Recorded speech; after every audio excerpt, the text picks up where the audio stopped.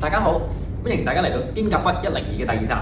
今日我就會同大家詳細講解一下上次我哋提到肩胛骨活動嘅一啲細節。事不宜遲，我即刻開始啦。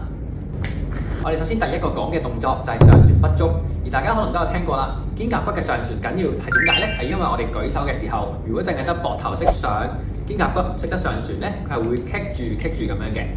而我哋講到肩胛骨嘅上旋，好重要嘅就係下斜方肌同埋下段嘅前鋸肌。咁根據住呢個邏輯呢，我哋就可以嘗試下喺佢舉手嘅時候，誘發佢嘅下斜方肌或者係下段嘅前鋸肌，咁就可以睇下佢喺舉手嘅時候會唔會順暢咗啦，又或者係症狀減少，從而去發現呢個問題喎。